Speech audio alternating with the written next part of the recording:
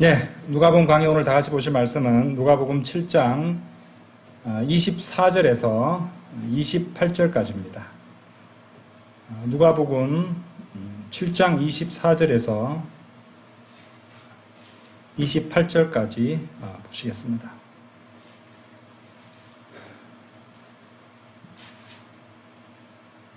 누가복음 7장 24절에서 28절까지 제가 받들어 읽겠습니다. 이었고 요한의 전령들이 떠나자 그분께서 요한에 관하여 백성에게 이르기 시작하셨더라. 너희는 무엇을 보려고 광야로 나갔더냐? 바람에 흔들리는 갈대더냐? 아니면 너희가 무엇을 보려고 나갔더냐? 부드러운 의상으로 옷 입혀진 남자더냐? 보라, 호화로운 옷차림을 하고 세련되게 사는 자들은 왕들의 궁궐들에 있느니라. 그러나 너희가 무엇을 보려고 나갔더냐? 예언자더냐? 내가 너희에게 말하노니 맞도다. 또한 예언자보다도 훨씬 더 나은 자니라.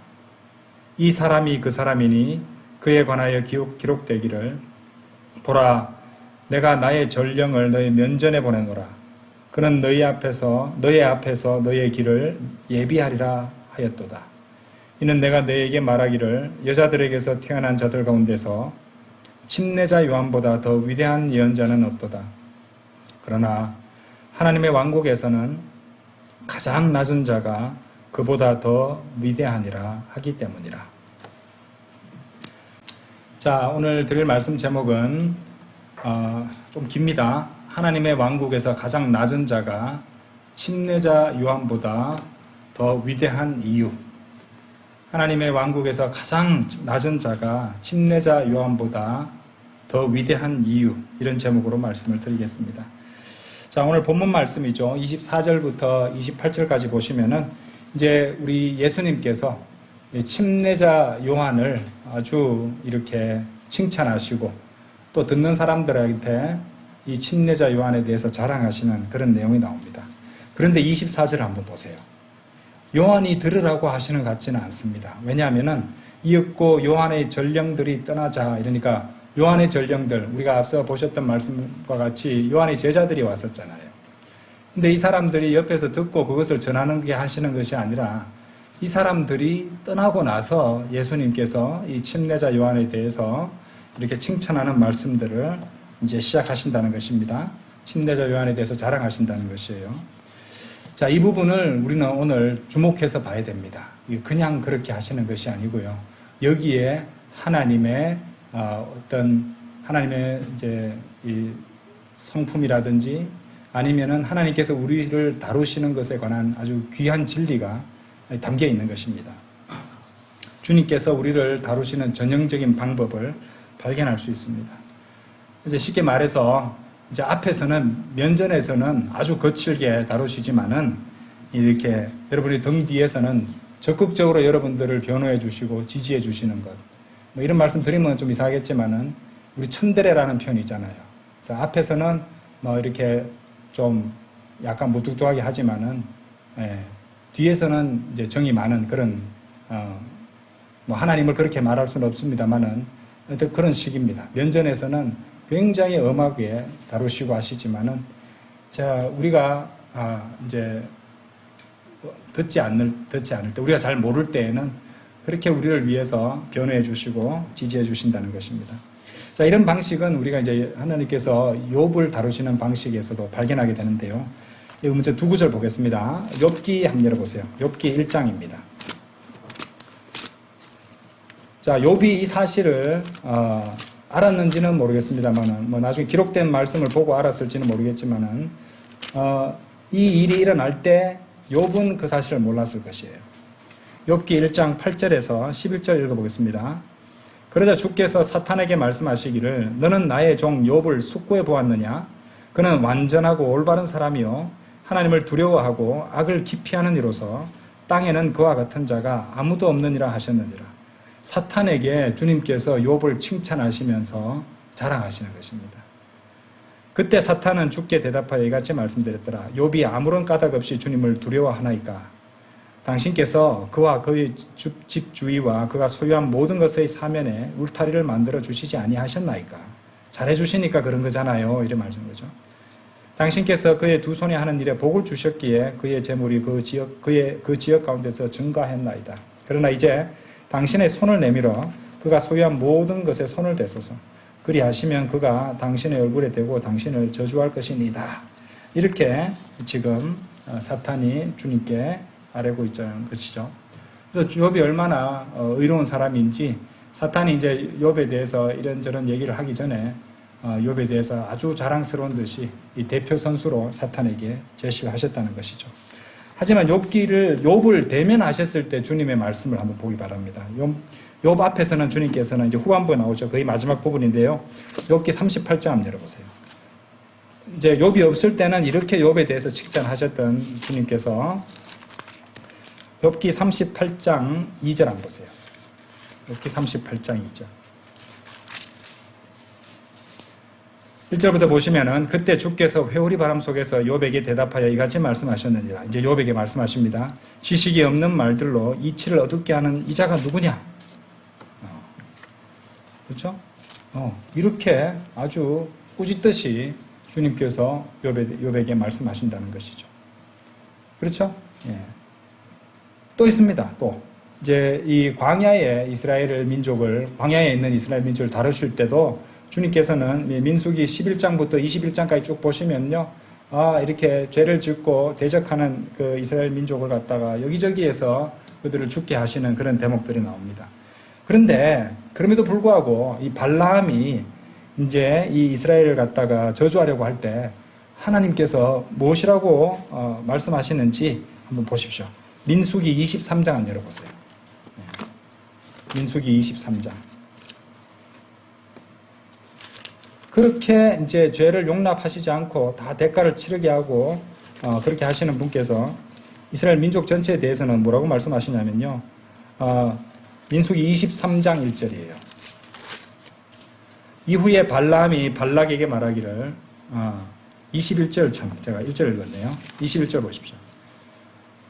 그분께서는 야곱 안에서 죄악을 보지 아니하셨으며 그분께서는 이스라엘 안에서 비뚤어짐을 보지도 아니하셨도다. 주 그의 하나님께서 그와 함께 하시니 왕의 함성이 그들 가운데 있도다. 그러니까 저주를 하라고 했는데 이 말밖에 못하는 거예요. 하나님께서 이 말을 하시게 했단 말입니다. 그렇죠? 야곱 안에서 죄악을 보지 아니하신다고 이런 말씀을 하신다는 것이죠. 자, 그래서 여러분들이 기억하셔야 될 것은 하나님께서 그분의 자녀들인 우리들을 다루시는 방식이 이렇다는 거예요. 자, 히브리서 한번 열어보세요. 좀 더 자세히 살펴보겠습니다. 히브리서 12장 열어보십시오. 히브리서 12장. 히브리서 12장 6절에서 8절까지 보겠습니다. 이는 주께서 사랑하시는 자를 친히 징계하시고 그분께서 받아들이시는 모든 아들마다 채찍질 하시기 때문이라. 사랑하시는 자를 친히 징계해 주십니다. 그분께서 받아들이시는 모든 아들마다 채찍질 하시기 때문이라. 만일 너희가 징계를 견디어낸다면 하나님께서 아들들을 대하듯 너희에게 대해 주시느니라. 그런즉 아버지가 징계하지 않는 자가 무슨 아들이냐? 예. 그렇죠? 예. 그러나 만일 모두가 동참자들이 되는 징계가 너희에게 없다면 그때 너희는 아들들이 아닌 사생아들이로다. 징계가 없다면 오히려 사생아라고 말씀하시는 것이죠. 예. 그렇죠? 그래서 하나님께서 여러분들에게 채찍질을 하시는가, 매질을 하시는 것은 당연히 여러분들이 하나님의 자녀들이기 때문에 매질하십니다. 채찍질 하신다는 것이에요. 저도 아들들이 있잖아요. 그 아들들이 잘못할 때 회초리를 듭니다. 그리고 그 회초리를 드는 것이 저의 책임이에요. 잘못할 때는 야단치고 벌도 세우고 손바닥도 때리고 종아리를 때리고 이렇게 야단을 칠 때가 있단 말입니다. 그리고 하나님도 마찬가지입니다. 우리가 하나님을 아버지라고 사랑하는 아버지라고 부르잖아요. 아버지께서는 또 그분의 자녀들인 우리들을 갖다가 그렇게 당연히 채찍질하시고 매질로 다루셔야 된다는 것이죠. 그런데 이제 계시록 12장 10절에 보시면 사탄을 고소자라고 하잖아요. 사탄은 끊임없이 우리를 고소합니다. 그때마다 주님께서는 뭐라고 말씀하시냐면요. 나는 그에게서 아무 잘못도 발견하지 못하였느니라. 이렇게 말씀해 주신다는 것이죠. 그렇죠? 근데 실제적으로 우리들을 갖다 자녀들로서 잘못할 때마다 채찍질 하시지만은 사탄이 우리를 고소하려고 할 때는 나는 그에게서 아무런 잘못도 발견하지 못하느니라.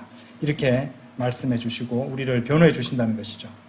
자, 그리고 이것이 바로 이제 신학적으로 말해서 지위와 상태의 차이예요. 영어로 말하자면 status, 지위죠. 상태, state입니다. 지위와 상태라고 설명을 할 수 있다는 것입니다. 무슨 말이냐? 자, 하나님 앞에서 여러분의 지위는 어떤 것입니까? 그리스도의 의 안에 있다는 것이죠. 우리가 예수 그리스도를 구원자로 받아들였잖아요. 그래서 하나님의 의, 그리스도의 의를 우리는 소유하게 됐고, 그렇죠? 우리가 그분 안으로 영적 침략받아 들어가게 되었고, 하나님께서는 우리 육신을 죽은 것으로 간주하시고, 우리를 예수 그리스도의 의를 통해서 보신다는 것입니다. 그러니까 하나님 앞에서 우리의 지위는 바로 그러한 그리스도의 의 안에 있다는 것이죠. 하지만 우리의 상태는 어떻습니까? 우리의 상태는요, 현재 우리가 어떻게 살아가고 있는가, 그거에 따라서 시시각각으로 바뀌게 된다는 것입니다. 우리 지위는 한번 구원받게 되면요, 절대로 바뀌어지지 않거나 박탈되는 일이 없습니다. 하지만 아직 구속받지 못한 몸을 입고 사는 우리들의 상태는 시시각각으로 변할 수 있다는 것이죠. 그래서 이 상태, 이제 이 지위와 상태에 대해서 우리는 구분을 하셔야 됩니다. 그래서 주님께서 우리를 이제 징계하실 때는 우리의 상태에 따라서 징계해 주시는 것입니다. 징계해 주시는 것이 사랑하는 아들들로서 하나님께서 우리를 직접 친히 징계해 주시고, 때로는 매질도 하시고 벌도 세우시고 비명을 지르도 막 그리고 눈물 흘릴 정도로 그렇게 정신이 바짝 들게도 만들어 주시고 그렇게 하시지만, 사탄이 우리를 고소할 때마다 우리의 지위, 우리를 지위에 따라서 그렇게 해주신다는 것이죠. 그렇죠? 자, 요한일서 2장 한번 열어보세요. 요한일서 2장. 요한일서 2장 1절이에요. 요한일서 2장 1절. 나의 어린 자녀들아, 이런 것들을 내가 너희에게 기록하는 것은 너희로 하여금 죄를 짓지 않게 하려 함이라. 그런데 만일 어떤 사람이 죄를 짓는다면 아버지와 함께 계시는 변호인이 우리에게 계시니 곧 의로우신 분 예수 그리스도시라. 우리의 지위에 따라서 변호를 해주십니다. 하지만 이 땅에 살아가는 동안 우리가 죄를 짓잖아요. 그거는 이제 수학의 법칙에 의해서 우리는 하나님께 거두게 하시고, 지금 다 못 거둔다면은요, 나중에 이제 보상을 상실한 부분도 있겠지만 이 지위는 상실하지 않는다는 것이죠. 이렇게 되면 이해가 잘 되실 것이라고 생각합니다. 그처럼 이제 다시 누가복음 7장으로 돌아오시면요, 주님께서도 이제 그 백성들한테, 거기에는 또 요한의 대적들도 많이 있었죠. 그 사람들 앞에서 이제 주님께서는 이 침례자 요한을 아주 옹호해 주시고 지지해 주시는 그런 말씀을 하고 계십니다. 7장 24절 한번 보세요. 7장 24절. 그래서 좀 전에 제가 말씀드렸던 지위와 상태라는 개념을 잘 기억하시면은 많은 한복상에 보시면은 참으로 많은 은혜를 얻을 수 있을 것입니다. 자, 7장 24절. 거기서 이제 다시 돌아가셔서 7장 24절. 너희는 무엇을 보려고 광야로 나갔더냐? 바람에 흔들리는 갈대더냐? 이렇게 물으셨어요. 주님의 질문이요, 주님께서 그냥 하신 말이 아닙니다. 여기에 뭔가가 담겨 있어요. 자, 바람에 흔들리는 갈대더냐? 광야로 나가서 보러 간 것이 바람에 흔들리는 갈대들을 보러 간 것이냐? 정답은 뭐예요? 그 바람에 흔들리는 갈대들을 보러 간 것이 아니라고 말씀하시는 것이거든요. 예, 성경에서 갈대는요, 약함을 상징합니다.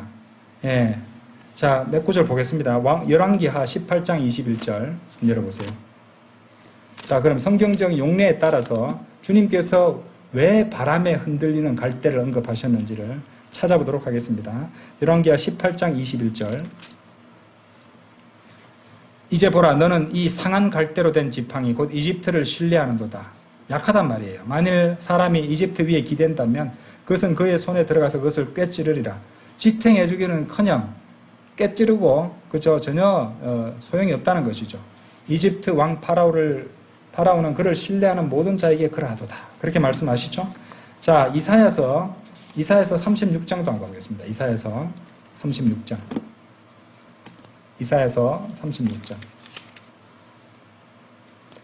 이사야서 36장 6절 보시면은 보라 너는 이 부러진 갈대 지팡이인 이집트를 신뢰하는도다. 만일 사람이 기댄다면 그것은 그의 손에 들어가서 그것을 뚫을 것이라. 같은 말이죠.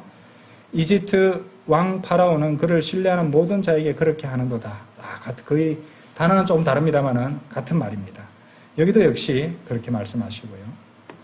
이사야서 펼쳐놓으셨죠. 42장 3절 한번 가보세요. 이사야서 42장 3절. 그는 상한 갈대 하나도 꺾지 아니할 것이요 그는 연기나는 심지를 끄지 아니하리라. 그는 공의로 진리를 가져오리라. 역시 약함을 보여주는 그런 이제 그런 소재로 사용하십니다. 자, 그 다음에 찾아보지는 않겠습니다. 들어보십시오. 에스겔 29장 6절에서도 그리고 이집트의 모든 거주자들이 내가 주라는 것을 알게 되리라. 이는 그들이 이스라엘 집에 갈대 지팡이였던 까닭이라. 그렇게 말씀하신다는 것이죠. 자, 그 다음에 바람에 흔들리는 이라는 표현이 있습니다. 바람에 흔들리는. 다시 들어가 보세요.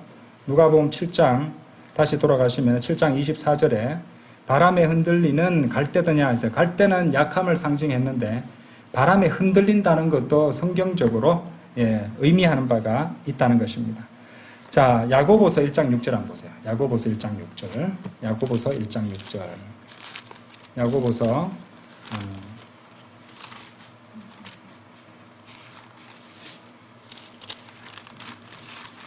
야고보서 1장 6절 보시면요. 그러나 그로 하여금 어떤 일에도 흔들림 없이 믿음 안에서 구하게 하라. 자, 흔들린다는 말이 의미가 그대로 나오고 있죠. 문맥에서. 흔들림 없이 믿음 안에서. 믿음 안에 있는 것과 흔들리는 것이 서로 대조되고 있습니다. 그렇죠? 예. 그래서 이 바람에 흔들린다는 말은 여기서 믿음 없다는 거예요. 믿음이 없고 의심하는 상태를 의미합니다. 그렇죠? 예. 이는 흔들리는 자는 바람에 밀려 요동치는 바다의 파도와 같기 때문이라. 자, 또 다른 용법도 보겠습니다. 다른 용례도 보겠습니다. 히브리서 10장 한번 가보세요. 최소한 2개는 돼야지 우리가 주장할 수 있죠. 그렇죠? 10장 23절 보세요. 우리가 흔들림 없이 우리 믿음에 관한 고백을 굳게 붙잡자. 이는 약속하신 분께서 신실하시기 때문이라. 이렇게 되어 있습니다. 자, 그래서 흔들림이라는 것은 제가 아까 말씀드렸듯이 다시 누가복음 돌아오셔서 믿음 없음과 의심입니다. 그럼 주님께서는 왜 하필이면은 7장 24절에서 침례자 요한에 대해서 얘기할 때 운을 띄우시기를 무엇을 보려고 광야로 나갔더냐? 바람에 흔들리는 갈대더냐? 그러니까 바람에 흔들리는 갈대는 어떻게 정리할 수 있습니까? 약하고 의심 많은 자를 보러 간 것이냐? 이래 물은 것이에요. 약하고 믿음 없고 의심 많은 사람을 보러 간 것이냐? 그러니까 의도적으로 침례자 요한과 반대되는 속성을 가진 것을, 그런 대조상을 담아서 요한의 대적들에게 질문하고 계신 것이에요. 그러니까 침례자 요한은 그렇게 흔들리는 믿음 없고 의심 없는 사람도 아니고, 그렇죠? 갈대같이 약한 존재도 아니다. 침례자 요한은 굳건한 믿음이고 자기가 선포하는 것에 대해서 절대로 의심하지 않고 아주 강인하고 강한 기계를 가진 강건한 그런 예언자다라고 칭찬하고 강하게 내세우고 계시는 것이에요. 그런데 여러분들, 제가 이 말씀을 드리면은 그런데 말이야 이런 생각 안 드세요? 지난주에 우리가 뭘 배웠습니까? 침례자 요한이 감옥에 갇혀서 실족한 내용을 봤습니다. 그렇죠? 침례자 요한은 우리가 당신이 그분 맞습니까? 아니면 우리가 다른 사람 기다려야 됩니까?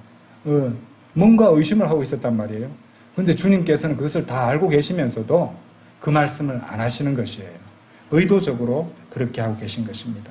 자, 이것이 무엇을 의미하는 것입니까? 주님께서도 거짓말한다는 것입니까? 하나님이 거짓말하신다고요? 전혀 그렇지 않습니다. 여기서 주님께서 하고 계시는 것은요, 그분의 성도들 중 한 명을 이렇게 커버해 주시는 것이에요. 덮어주시는 것이에요. 자, 그런 어떤 부족한 점이라든지 결점을 주님께서 덮어주시는 그런 대목을 우리는 보고 계십니다. 왜 침례자 요한한테만 특별 대우해 주냐고요? 우리가 그런 사례를 많이 봤습니다. 신약에서 구약의 주요 인물들을 언급할 때 이 노아의 술 취함이 언급되어 있습니까? 아브라함의 거짓말했던 게 나옵니까? 모세가 분노해서 그런 어떤 증거판을 깨버린 얘기라든지, 요수아가 기도가 부족해서 실수를 했던 얘기라든지 다윗이 가늠한 얘기라든지 이런 것들 합니까? 신약에서는 하나님께서는 의도적으로 그것들을 언급하시지 않는다는 것이에요. 이것이 바로 뭡니까? 여기 담긴 것이 뭡니까? 바로 은혜입니다. 은혜. 하나님께서는 그렇게 은혜를 베풀어 주신다는 것입니다. 여러분들 구원받고 나서도 주님을 갖다 잘 섬기고 또 나름대로 거룩한 삶을 살고자 매일매일의 생각의 영적 싸움에서 싸우면서 주님을 위해 섬기다가도 한 번씩 과거에 내가 어리석게 지었던 죄들이 떠오를 때가 있지 않습니까? 예, 그때마다 주님께 참으로 감사드릴 수 있습니다. 그것을 감사드리는 기회로 삼으십시오. 이렇게 어리석고 바보 같은 죄를, 흉악한 죄를 지었던 나를 구원해 주셨구나. 그리고 주님을 섬기면서 살게 해 주셨구나. 그렇죠? 주님께서는 그렇게 덮어주시는데, 예, 우리는 한 번씩 오를 때가 있습니다. 그러면 그때는 감사들을 드리는 기회로 삼으시면 돼요. 저는 자주 그렇게 합니다. 이것이 바로 주님의 은혜이기 때문이죠. 자, 다시 25절 보겠습니다. 아니면 너희가 무엇을 보려고 나갔더냐? 부드러운 의상으로 옷 입혀진 남자더냐? 보라, 호화로운 옷차림을 하고 세련되게 사는 자들은 왕들의 궁궐들에 있느니라. 오늘날 이 패션 문화가 들어보죠. 호화로운 옷차림, 예, 막 옷에 진심인 사람들 많죠. 그리고 세련되게 아주 그런 패션이라든지 세련된 옷을 입고, 예, 색감도 좋고 멋지게 입고, 예, 자, 그런 자들은 왕들의 궁궐들에 있느니라 이렇게 말씀하십니다. 자, 요한은 여기에 해당되지 않죠. 예, 그러니까 요한하고 상관없는 걸 먼저 말씀하시는 것이에요. 예, 부드러운 의상으로 옷 입혀진 남자 아니죠? 요한의 패션 아이템 보려면요, 마가복음 한번 열어보세요. 마가복음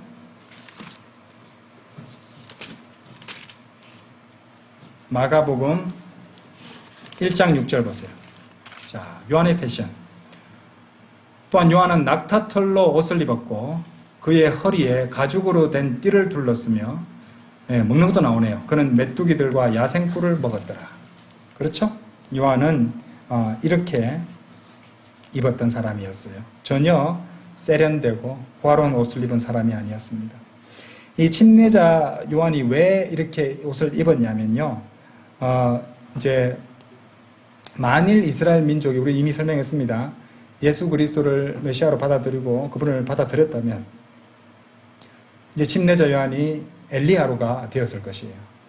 왜냐하면 그에 대해서 누가복음 우리 옛날에 배웠습니다. 1장 7절 한번 열어보세요. 17절, 누가복음 1장 17절에서 엘리야의 이 1장 17절 보시면은 이 침례자 요한이 엘리야의 어떤 전형이라고 할까요? 타입이었잖아요. 1장 17절 보세요.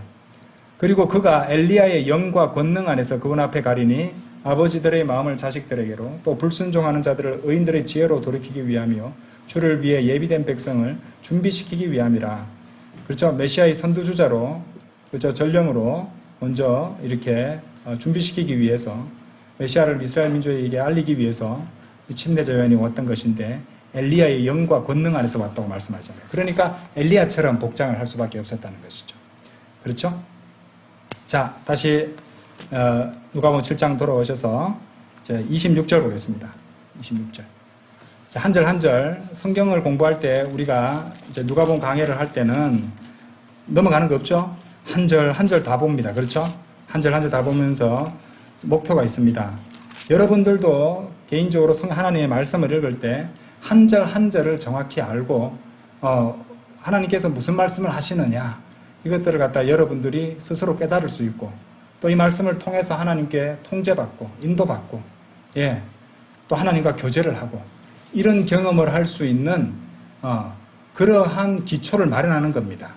예, 그러니까 한 절 한 절 가지고 한 절 한 절 그는 어떤 게 무슨 자기 메시지를 위해서 한 절을 갖다가 제시하고 그거 가지고 자기 얘기하는 그런 식이 아니라 지금 누가복음 강의는 여러분 아시겠지만 러커만 주석서를 갖다가 그대로 하는 겁니다, 지금. 예, 거기 맞춰서 설명을 다 드리는 거예요, 한 절 한 절을. 예, 또 우리 상황에 맞춰서 이제 이해 필요한 설명한 부분은 또 그렇게 하는 부분도 있습니다만은, 예, 그렇게 함으로써 여러분이 한 절 한 절 읽으면서 하나님의 말씀이 내가 이해가 되는구나. 이 말씀은 나를 겨냥해서 하는 말씀 같다. 이런 것이 목표입니다. 예, 그래서 이런 것을 배울 수 있어야 되는 것이에요. 예. 왜냐하면 우리 각자에게 하나님께서 말씀들을 주셨잖아요. 이 성경 기록을 주셨잖아요.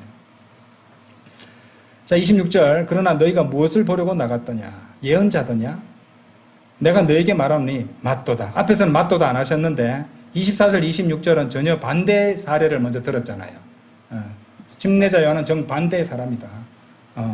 그 사람은 약하지 않다. 그 사람은 믿음 없지 않다. 그 사람은 강하고 굳건한 신념, 믿음을 가진 사람이고 또 엘리야의 영과 권능 안에서 오는 사람이다. 그래서 복장도 그렇게 입었다. 26절에서 예언자 얘기가 나오고 있습니다. 그러니까 내가 너에게 말하노니 맞도다. 또한 예언자보다도 훨씬 더 나은 자니라 이렇게 말씀하십니다. 우리가 앞서서 이제 예언자 얘기할 때 그 알라의 예언자로 불리는 마호메트 아시죠? 모하메드. 그죠? 예, 모하메드는 뭐 예언자라고도 할 수 없죠. 예, 평생 사는 동안 단 한 번의 제대로 된 예언도 한 적이 없습니다. 이거는. 그죠? 그러니까 그런 예언자란 칭호가 무색할 정도로 비교조차 될 수 없다는 것이죠. 이 침례자 요한하고는 전혀 비교조차 안 되는 그런 인물이라는 것이죠. 27절 보겠습니다. 이 사람이 그 사람이니 그에 관하여 기록되기를 보라 내가 나의 전령을 너의 면전에 보내노라 그는 너의 앞에서 너의 길을 예비하리라 하였도다. 자, 이 27절은요. 27절 누가복음 7장 27절 말씀은요. 말라기 3장 1절의 인용입니다. 말라기 3장 1절의 인용인데 역시 이 말씀은 마가복음 1장 2절에도 언급되어 있어요. 자, 그럼 두 군데를 다 보도록 하겠습니다. 앞서서 이제 이미 제가 이제 그 누가복음 강의할 때 1장 17절 할 때 자세히 설명을 드렸던 것이고, 이제 지금 다시 간단히 복습만 하고 가겠습니다. 말라기 3장 1절 한번 열어보세요. 자, 먼저 두 군데를 같이 볼 거니까 마가복음 1장 펼치시고, 마가복음 1장, 말라기 3장 가겠습니다. 말라기는 구약의 제일 마지막 책이죠. 예, 말라기 3장. 자, 먼저 말라기 아까 우리가 7장 26절에서 보셨던 27절입니까? 그죠? 27절에서 보셨던 말씀이 말라기 3장 1절에 나옵니다. 보라 내가 나의 전령을 보내겠으니 그가 나의 앞에서 그 길을 예비하리라. 그렇죠? 그 말씀 나옵니다. 자, 마가복음 1장 2절 보세요. 자, 거기 보시면 뭐라고 나옵니까? 예언서들 안에 기록된 바와 같으니 보라 내가 내 전령을 너희 면전에 보내노니 그가 너의 앞에서 너의 길을 예비하리라. 자, 킹제임스 성경은 예언서들 안에라고 되어 있습니다. 그렇죠? 왜냐하면 이 말이 맞죠. 틀린 말 아니에요. 말라기가 예언서잖아요. 그죠? 예, 소예언서잖아요. 그러니까 틀린 진술은 아닙니다. 문제가 어디서 나오냐면요. 개역 개정입니다. 개역 개정판에는 어떻게 되어 있냐면 마가복음 1장 2절에 뭐라고 되어 있냐면 제가 읽어드릴게요. 선지자 이사야의 글에 보라 내가 내 사자를 네 앞에 보내노니 그가 네 길을 준비하리라 이래 되어 있어요. 우리 킹제임스 성경에는 마가복음 1장 2절에서 예언서들 안에 기록된 바와 같으니 되어 있는데 개역 개정판 갖고 있는 분은 나중에 보시면 아시겠지만은 선지자 이사야의 글이라고 되어 있습니다. 근데 이 내용이 아까 우리가 보셨잖아요. 말라기 3장 1절에 나오는 내용이에요. 거짓말을 해놨습니다. 예, 거짓말을 해놨죠. 이상한 오역 내지 변개를 시켜놨다는 말입니다. 그런데 이사야서 내용을 갖다가 언급한 부분이 있기는 있어요. 그게 어디냐면은 마가복음 가보세요. 마가복음 1장 3절 내용 한번 읽어볼게요. 광야 가운데서 외치는 이의 음성이 이르기를 너희는 주의 길을 예비하고 그분의 행로를 곱게 하라 하였도다 하였더라. 이 방금 읽으셨죠? 마가복음 1장 3절은요. 이사야서 40장의 이제 말씀을 40장 3절의 말씀을 인용한 것입니다. 이사야서 40장 3절 한번 볼게요. 이사야서 40장 3절.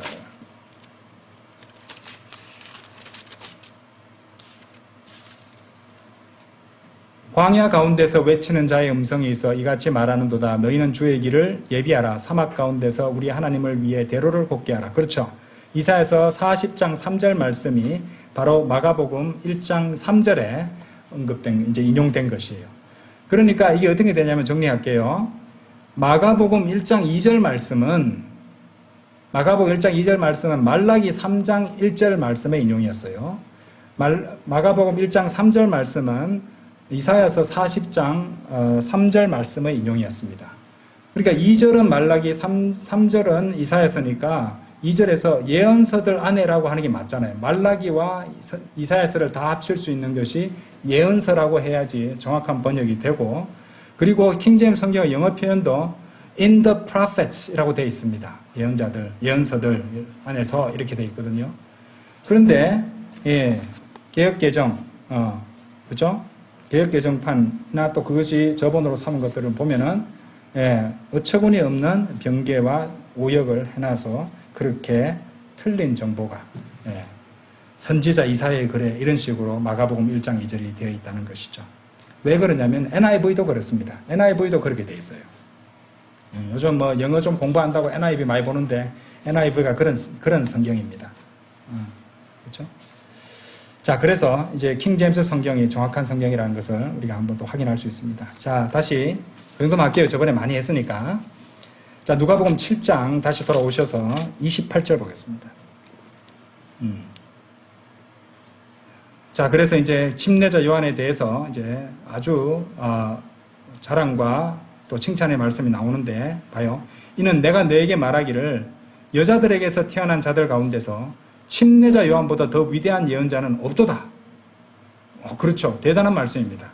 여자들에게서 태어난 자들. 그야말로 이 세상에 태어나는 사람들이 다 거의 다 그렇게 태어나는 거잖아요. 그죠? 예. 거의 전부죠. 네. 특별한 경우 빼고는. 뭐 아담은 여자에게서 태어나지 않았으니까요. 여자들에게서 태어난 자들 가운데서 침례자 요한보다 더 위대한 예언자는 없도다. 그러나 하나님의 왕국에서는 가장 낮은 자가 그보다 더 위대하니라 하기 때문이라 이렇게 말씀하신다는 것이죠.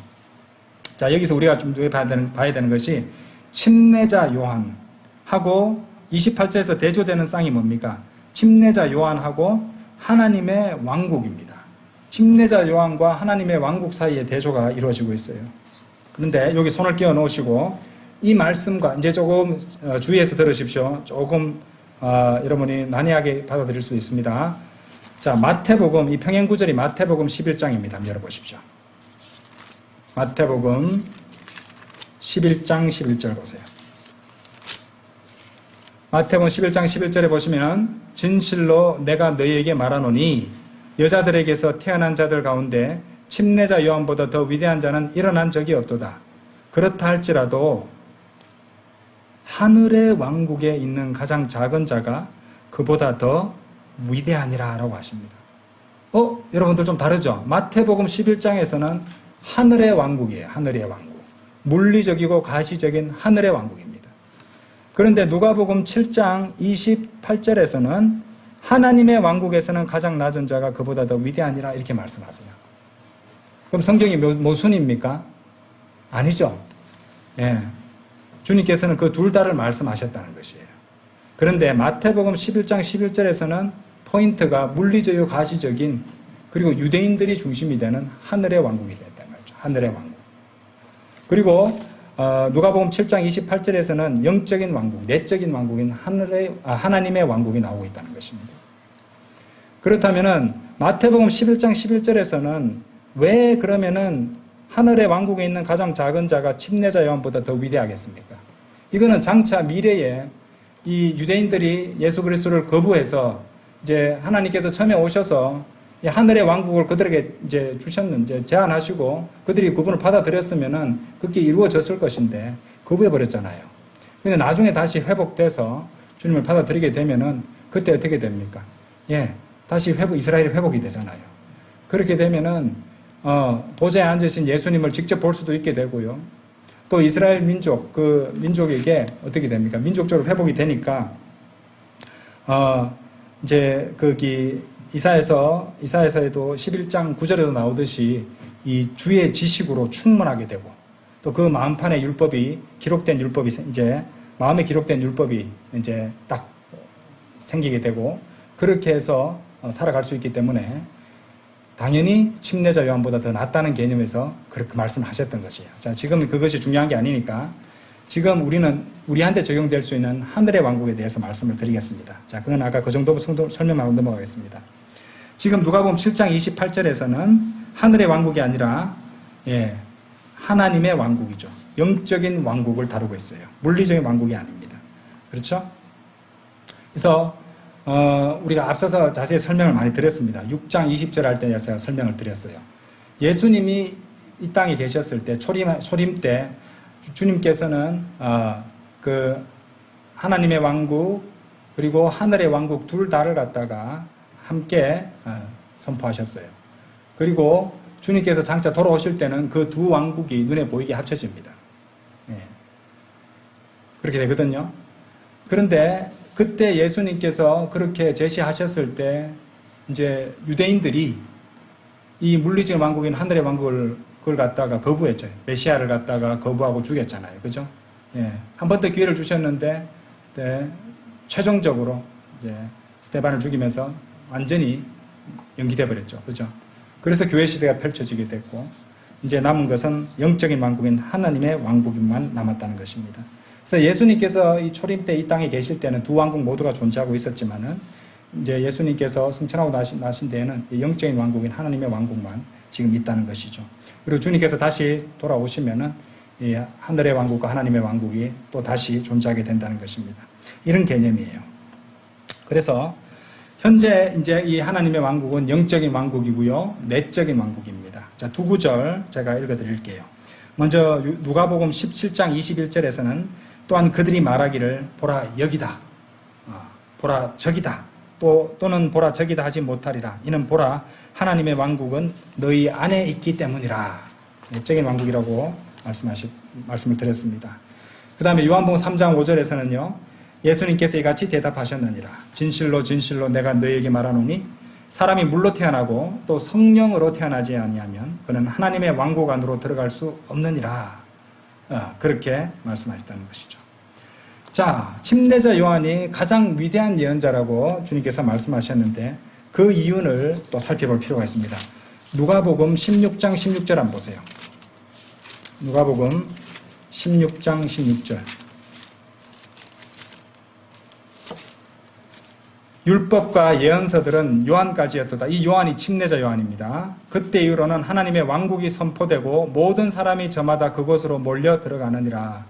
율법과 예언자들은 침례자 요한으로 인해서 종결이 되는 것이고 그때 이후로 하나님의 왕국이 선포된다는 것이죠. 그러니까 이 침례자 요한은 구약의 예언자들의 길고 긴 계보 가운데 제일 마지막 인물이었다는 것이죠. 그리고 이 사람은 그 중에서 가장 위대한 예언자가 될 수밖에 없는 것이 왕이신 메시아의 오심을 선포했던, 알리던 자였기 때문입니다. 그래서 그 모든 예언자들 가운데서 가장 위대한 그런 예언자였다는 것이죠. 구약의 주제는요, 왕국이라고 여러분들 공부 좀 하신 분들은 다 알고 계십니다. 다윗과 그의 후손들이 왕위에 앉는 이 지상에 보이는 가시적이고 물리적이고 실제적인 그런 문자적인 왕국이죠. 근데 예수 그리스도께서 이제 나타나셨을 때 하나님께서는 이제 그분의 왕국인 이제 물리적인 왕국, 하늘의 왕국을 합법적인 상속자들인 유대인들에게 제시를 하셨어요. 제안을 하셨습니다. 근데 그들이 예수님을 거부했죠.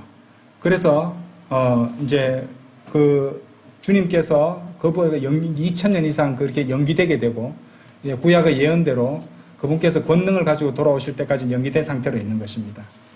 그래서 지금은 현재 또 다른 왕국인 영적 왕국이 있다는 것. 아까 설명드렸던 거 한 번 더 말씀드리는 것입니다. 그리고 이스라엘 민족하고 지금은 이 영적인 거룩한 민족인 우리들이 그 자리를 차지하고 있는 것이죠. 우리가 그렇다고 이스라엘을 대체하느냐? 그런 거는 없습니다. 이스라엘은 로마서 11장에 나오듯이 다시 회복된다는 것이죠. 자, 이것들을 이해할 수 있는 것이 바로 누가복음이 아니고요. 베드로전서 2장 9절 한번 열어보세요. 베드로전서 2장 9절. 베드로전서 2장 9절과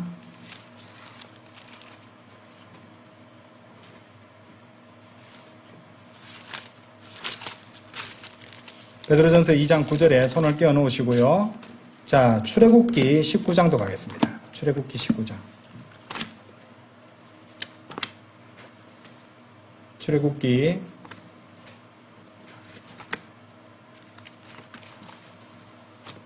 19장 6절 먼저 볼게요. 그리고 너희는 나에게 제사장들의 왕국과 거룩한 민족이 되리라. 이것들이 네가 이스라엘 자녀들에게 전할 말들이라. 구약에서는 이 물리적인 민족이죠. 문자적이고 실제적인 민족인데 이 이스라엘 민족을 갖다가 제사장들의 왕국과 거룩한 민족이라고 하시더라고요. 그 위에 5절에 보시면은 나에게 모든 백성들보다 뛰어난 독특한 보물이 되리라 이렇게 말씀하셨어요. 자, 근데 신약에 와서는요. 베드로전서 2장 9절 보세요. 그러나 너희는 선택받은 세대요 왕가의 제사장단이요 거룩한 민족이요. 자, 구약에서 독특한 보물이라는 표현이 있었는데 여기는 독특한 백성이로다. 누구를 향해서 하는 말입니까? 여자에서 태어난 자들이 아닌 사람들이에요. 그죠? 성령으로 난 사람들, 구원받은 그리스도인들, 성도들입니다.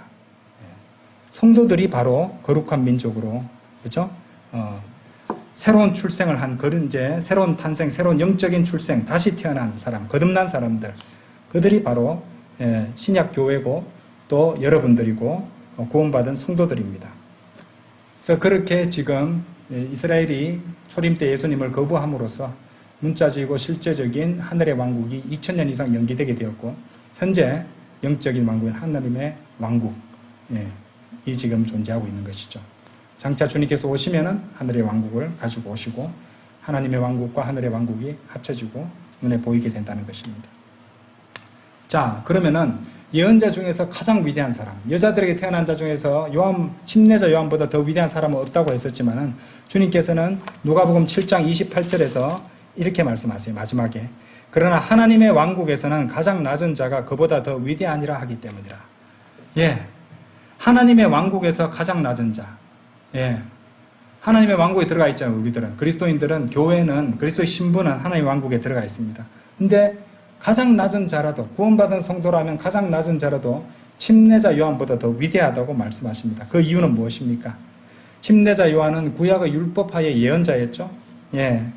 그러니까 아무리 그가 위대하다 할지라도 새로운 출생을 했습니까? 다시 태어났습니까? 그러지 않았습니다. 그렇죠? 침례자 요한은 우리가 구원받을 때 성령 침례를 해서 그리스도의 몸을 이루는 하나의 지체가 됐잖아요. 그렇죠? 침례자 요한은 그렇게 성령 침례를 받아본 적도 없었습니다. 그리고 침례자 요한은 그리스도의 신부의 일부분도 될 수 없습니다. 왜냐하면은 우리가 이미 봤습니다. 요한복음 3장 29절에서 침례자 요한은 자신을 갖다가 신랑의 친구라고 소개했지 신부라고 말하지 않았기 때문이죠. 그래서 침례자 요한은 이 골로새서 1장 27절에 이 영광의 소망이라는 표현이 나와요. 그것이 뭐냐면 너희 안에 계신 그리스도, 영광의 소망. 침례자 요한 안에 영광의 소망이신 주 예수 그리스도, 우리 안에 계신 주 예수 그리스도가 침례자 요한에도 내주하고 계셨습니까? 아니죠. 그 사람은 거듭나지 않았잖아요. 성령 침례를 받지 않았잖아요. 우리 같이 이 각자가 성령님이 내주하시는 성령의 전이 된 적도 없었습니다. 그렇기 때문에 이 하나님의 왕국에서는 가장 낮은 자라도 침례자 요한보다 더 위대한 것이에요. 한번 생각해 보십시오. 우리 아무 자격도 없고 아무 공로도 없는데 이렇게 위대한 특권을 또 자격을 하나님께서 우리에게 거저 주셨던 것입니다. 하나님께서 우리를 때때로 살아가는 상태에 따라서 여러 가지 어려움과 징계를 주시기도 하고 매질도 하십니다만은 우리의 지위는 확고하고 하나님께서 우리에게 주신 지위는요 가히 상상을 초월하는 것입니다. 침례자 요한이 얼마나 위대한 인물이었습니까? 그 사람보다 더 위대한 사람이 하나님의 왕국에 있는 가장 낮은 자라도 그렇다는 거잖아요. 성도 여러분, 여러분이 구원받았다면요, 여러분은요, 막 대단한 오늘날 이 세상에서 기독교 유명 인사가 되지 않더라도 이미 대단한 인물이고 대단히 위대한 인물이 되는 것입니다. 침례자 요한이 가지지 못했던 그 자격들을 다 갖고 있기 때문이죠. 주님께서 자랑하시고 칭찬하셨던 침례자 요한보다도 더 위대한 사람들이라는 것을 기억하십시오. 우리는 다시 태어난 그리스도인으로서 하나님께로부터 태어났고 또 하나님의 양자로 입양되었으며 그리고 구원의 영원한 보장도 받은 사람들입니다. 무엇보다도 침례자 요한보다 훨씬 더 큰 증거의 기회를 받은 사람, 증언의 기회를 받은 사람들이에요. 침례자 요한은요, 이스라엘 민족과 팔레스타인 땅에서만 그렇게 선포하고 증거했지만은 우리 그리스도인들은 사실상 이 세상 살아가는 누구에게라도 우리 주 예수 그리스도를 증언할 수 있는 사람입니다. 그러니까 우리가 가진 이 주님을 증거할 수 있는 기회야말로 침례자 요한이 가져보지 못한 참으로 위대한 기회이고 특권이라는 것을 기억하시기 바랍니다. 우리 모든 성도들이 자부심을 가지십시오. 이 세상 살아가는 동안 주님께서 오시는 그날을 기다리면서 이 세상에서야 뭐 보면은 볼품 없죠. 찌끄라지 같죠. 요즘 애들 세상들은 사람들 많은 말 보면요. 별 볼 일 없는 찌끄라지처럼 살아가는 것처럼 보일 겁니다. 하지만 그렇지 않습니다. 하나님 보시기에는요. 정말로 위대한 사람들입니다. 그리고 침례자 요한도 아주 탐낼 정도의 위대한 증언의 기회, 증거의 기회를 가진 사람들입니다. 이 위대한 특권을 결코 낭비하지 마십시오. 여러분들은 독특한 백성이고, 왕가의 제사장단이고요. 거룩한 민족입니다. 그렇죠? 이 대단한 지위를 경시하지 마십시오. 주님 오실 때까지 그리스도인으로서 당당하게 하나님을 두려워하면서 말씀에 순종하고 세상 사람들한테는 더없이 겸손하지만 하지만 믿음에 있어서는 굳건하고 당당하고 강건하게 살아가는 것입니다. 다 같이 기도드리겠습니다.